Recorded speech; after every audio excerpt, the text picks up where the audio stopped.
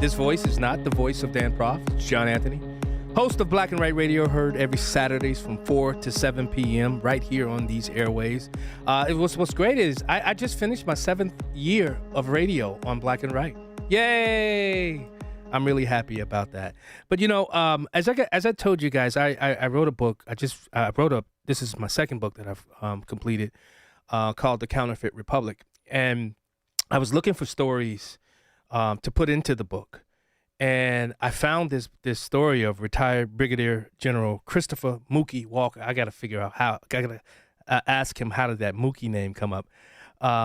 And I found his story, and I just thought it was so fascinating. And I used it a few times in the book, and because I personally think there are plenty of people willing to offer an opinion about diversity, equity, and inclusion, or as I like to call it, DEI, in the United States military. My next guest offers something far more important than an opinion. He offers firsthand experience. Retired Brigadier General Christopher Mookie Walker spent approximately 4 decades serving in the United States Air Force and Air National Guard. He graduated from the United States Air Force Academy in 1988, became a master navigator, and accumulated more than 5,200 flight hours, including over 400 combat and combat support hours. He served in operations around the world, advised the Iraqi Ministry of Transportation, commanded at the squadron and group levels, and eventually became Assistant Adjutant General and Commander of the West Virginia Air National Guard. In that position, he was responsible for more than 2,100 members and 2 flying units. General Walker also brings a perspective that very few militaries can offer. From 2021 through 2023, he served in senior advisory assignments connected to the Air Force's diversity and inclusion operation inside the Pentagon. He attended the meetings. He heard the arguments. He also saw the priorities. He watched the military wrestle the difference between equal opportunity and engineered equity. General Walker later offered a warning that should command the attention of every American. Diversity is great, but you can't sacrifice meritocracy. I can't speak today. What the heck is going on? That statement carries particular weight coming from the first black person to become a brigadier general in West Virginia. He's not arguing that America should close doors. His argument is that the military must open the door to every qualified American while refusing to lower the standards required to defend the country. General Christopher Mookie Walker, welcome to Chicago's Morning Answer. Oh, thank you for having me. So this is today is my 61st birthday. Oh. And so after this interview, I intend to get out there on the motorcycle and tear up the roads and then get to the range and do some long-range rifle shooting. Oh. But thanks for having me. Hey, you talk about getting on the motorcycle in those mountains of West Virginia. That must be a sight, right? Oh, Lord. I'll tell you what. While I was in D.C. at the Pentagon for a while, I actually sold my motorcycle because it was just too dangerous. Too many people texting and driving and rear-ending you in your car. And if you rear-ended on a motorcycle, you're done. Yeah. Well, General, before we get into a lot of the DEI stuff, which I actually put in a book that I just recently wrote called The Counterfeit Republic, I want people to get to know you. You grew up in New York City with what you have described as strict Jamaican parents who instill hard work and patriotism in you. What did your parents teach you about America, discipline, and personal responsibility that stayed with you throughout your military career? Well, my father came to this country in 1957 and my mother in 1959, and from Jamaica, where there was no such thing as welfare and other things. Everything was merit-based. If you work hard, then you come out on top. My father and I had actually a little headbutting for many years because he wanted me to be a physician, a doctor, either a doctor or a dentist. And all of the people that he would have mentor me were doctors or dentists, friends of his. And I said, no, I want to fly. And that was a big thing until I graduated from the Air Force Academy, and he saw the Thunderbirds fly over the stadium. He saw the president addressing our class, and he said, okay, maybe this is something good too. And that changed his mind. But everything about my parents were, you have to be the best. If I brought home a test that I got a 96 on, they'll go, what happened to the other 4 points? This is the kind of thing that a lot of people associate with Asian parents, but Jamaican parents are the same. And you know, Brigadier General, as you look at how you were raised, not to see America as this oppressive country or as a country in which you would have to overcome obstacles, but still could achieve something extraordinary. When you look at how a lot of people who come into this country and they hate America, when you look at how even some Americans are teaching their children to hate America, that's not how you were raised. And why is it important for people who are listening to this program to understand the greatness and just how great this country really is? Oh, my goodness. If it weren't for this country, I would never be anywhere near where I am now. And quite honestly, I talk to some of these folks and say, if this country is so oppressive, why are people risking their lives to get here? Mm-hmm. They are being indoctrinated with a sort of mindset that to hate this country when, okay, no country is perfect, but we, because of our Constitution, we have learned by our mistakes and we get better each time. It irked me to no end when I saw things happening in the last 10 years. For instance, I don't know if you remember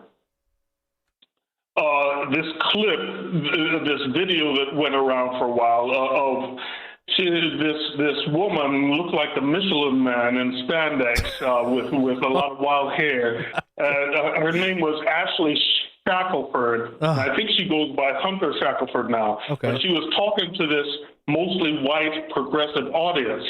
And she stood next to this flip chart that read in large letters, all white people are racist. Yeah. And then right under that, she had a PayPal handle underneath asking for money. Of course. And then in the video, she tells the room, there will be no coddling of white tears. Oh my. Or white people are always going to be racist. And white people are born into not being human.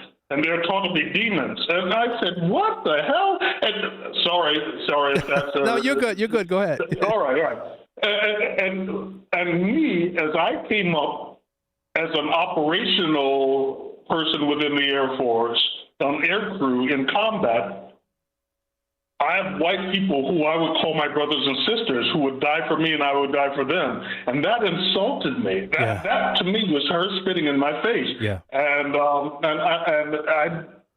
I can't take that. Yeah. Well, General, I now want to turn to the portion of your career that I believe makes your voice especially important in this current debate. Your official military biography states that from February through September 2021, you were dual-hatted as the Air National Guard Assistant for Diversity and Inclusion, and from October 21 through September 23, you served as a special assistant to the Director of the Air National Guard in connection with the Air Force Main Power, Reserve Affairs and Diversity and Inclusion. Man, that's a lot of words.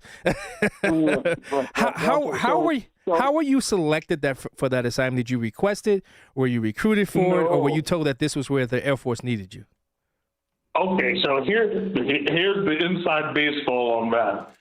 So I was serving as the Assistant Adjutant General for the West Virginia National Guard, for the Air National Guard side, being the commander of the West Virginia Air National Guard.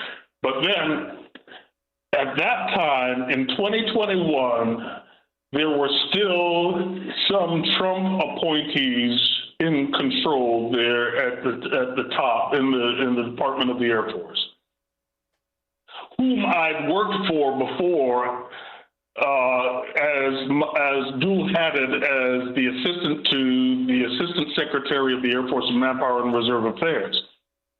And they knew me and they knew the way I thought, and they helped to get me into that slot in the Office of Diversity and Inclusion because they knew that I would be a speed bump or even a bulwark to the crazy. Yeah. Okay? And so, I went in there saying, well, let's see what happens with this. Because in my mind, diversity in itself is not a bad thing. Correct. But the left had determined that diversity is only for immutable characteristics. And in their mind, that all black people, all women, and all lesbians, bisexuals, and gays thought the same. And so let's do our best to get those people or minorities in so that we can win the ideological war. And in my mind, diversity should be about your experiences, your ideas, your language skills, your cultural skills, your technical skills. Yes. But for them, diversity meant just your skin color. And I said, oh, okay, this is going to be bad. But let's see. But I was put in there for a reason. So I said, let's see what happens. And because I was reporting back to certain people what was going on. Yeah. And so that's how I got put into that position. Well, General, what did you find once you entered the meetings and began hearing the proposals? At what point did you recognize that the operation might be moving beyond equal opportunity and then into something ideological? Holy smoke! So here's one. I'll give you a few examples. One, for your listeners, I encourage them to go on if they have the Angel Studios app, or if not, get it and watch a movie, the documentary called Call Sign Courage, which... Wait. Did you say Call Sign Courage? Call Sign Courage, okay. Yes. Okay. And it is about a friend of mine named, who was former Lieutenant Colonel Matt Lohmeyer. Okay, so he was... he flew F-15s, and then he went into the Space Force, and he was a Space Force commander, and he was discharged in 2021 after publicly criticizing DEI ideology in the military. Yeah. Okay? And everything he said was true. But he was not advocating for Republicans or Democrats. He was just stating that, hey, this Marxist ideology is getting in here, and we ought to stop it. And they railroaded him. The Department of the Air Force, which the Space Force falls under, did him dirty. Yeah. Okay, and so he identified some things that were going on that I knew about as well. Well, for instance, at the Air Force Academy, which is where I graduated from and he graduated from, and it is supposed to be the elite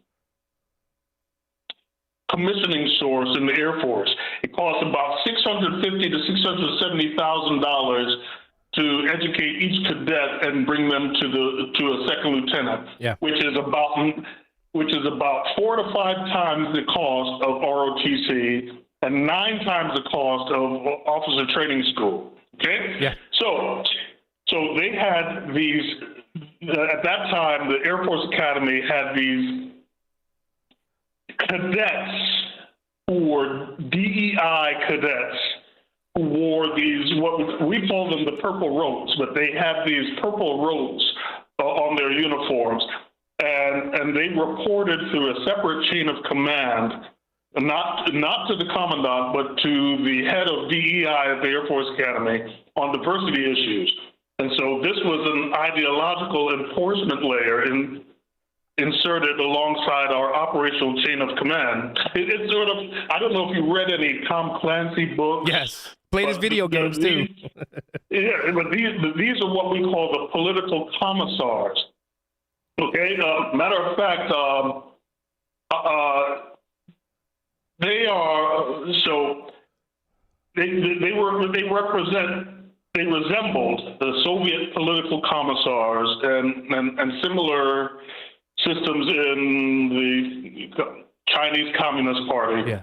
Who monitored loyalty to the party rather than purely military competence in the chain of command. Yeah, Brigadier General. Wait. We got about a minute and 30 seconds left. I want to get this out. As it relates to when you look at your time in that position, if President Trump hadn't won and Pete Hegseth is not there at the Department of War now, how detrimental was these policies to the military? Oh, Lord of mercy. Okay, they would have tore us to pieces. All right, we are supposed to be, future officers are supposed to be taught war and how to win wars, okay? Instead, they were being taught to tiptoe around DEI issues, okay? It was the erosion of the apolitical military ideal. The military is supposed to be nonpartisan and loyal to the Constitution and chain of command. When senior leaders treat DEI and criticism of DEI as a political offense while embedding ideological enforcers, they politicize the force and undermine the professional ethic, okay? The military's job is to win wars under the Constitution, not enforce progressive orthodoxy through parallel chains of command and informant networks. Matter of fact, I tell you, I even attended a course by Georgetown that was given to senior leaders, and they were trying to tell us that white people are the oppressors and minorities are the oppressed. Yeah. And I was sitting there going, what in the hell are they telling us? But it was all indoctrination instead of talking about war and teaching about war and how to win wars. And that's why I said, okay, enough is enough. But I was reporting all of this up through certain channels so that they would know what's going on and how to battle it in case President Trump won. And he did, and they are stomping it out now. But I'm telling you, these leftists are hiding, and they're waiting for the opportunity to pop up again. All right. Well, he's Brigadier General Christopher Walker. I hope you do decide to don't give up on running for politics. I think your voice is needed, especially over there in West Virginia. And I want to say happy birthday, happy 61st birthday. 60 is the new, 40? well, for me, because I've been ignoring my shape after retirement, 60 is new 50 right now. And I'm going to get back to the 40s soon. Brigadier General Christopher Mookie Walker, thank you so much for joining us on Chicago's Morning Answer today. All right. Take good care. And he joined us on the Alpha Wealth Group Answer Line. The stories you need to know to start your day. This is Chicago's Morning Answer on AM 560. The Answer. Chicagoland certified financial planning professional Tim Stearns discusses taxes in retirement. Most people are paying more in taxes and keeping less of their money to live and do what they enjoy. That's why we've put out